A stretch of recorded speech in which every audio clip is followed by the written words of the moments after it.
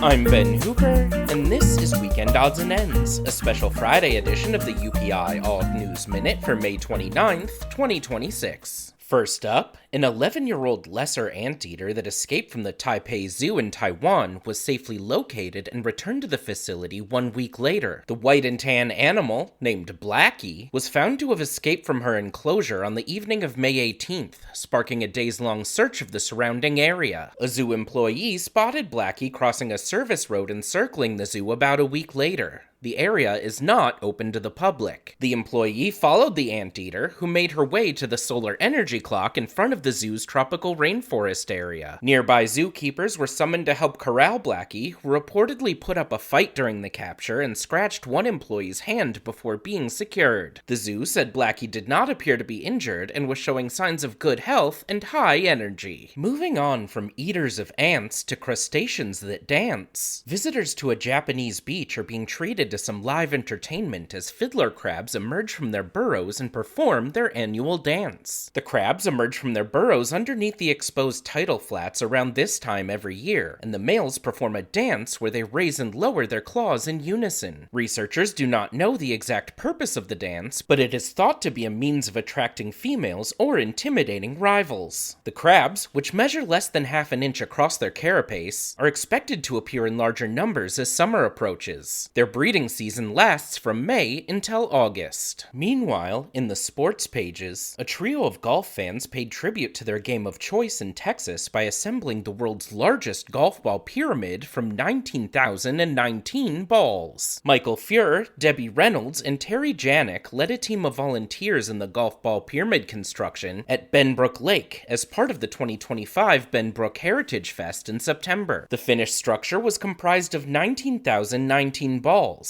beating the record of 17,575, which was set by Pennsylvania man Zachary Krivda in 2022. The record-breaking pyramid featured 38 rows of carefully stacked balls, and the team was not allowed to use any adhesive or other product to keep the balls in place. The base of the pyramid was braced by a custom-built wooden stage. And finally, in our recurring segment, The Afternoon Rush, David Record-Breaker Rush broke a potentially deadly Guinness World Record that he has pledged to never attempt again: the longest duration balancing a running chainsaw on the chin. Rush, who holds the most concurrent Guinness World Records titles, attempted the record at his oldest son's last soccer practice of the season in May 2025, and the record-keeping organization has now confirmed he officially holds the title. Rush wrote, "Some records are simple, some are hard, some are flat-out terrifying. Balancing a running chainsaw on my chin falls squarely into the terrifying category, a challenge that took me years to even work up the nerve to attempt." He opted to use an electric chainsaw instead of a gas-powered tool for the attempt to prevent the jerky and unpredictable motions of a two-stroke engine. Rush said there were still numerous obstacles involved, including oil dripping from the blade onto his face, necessitating the use of safety goggles. He ended up keeping the chainsaw balanced for 4 minutes and 1.44 seconds before letting it fall, enough to take the record. Rush said, "I have no desire to ever do this one again, but I'm proud that the record is mine.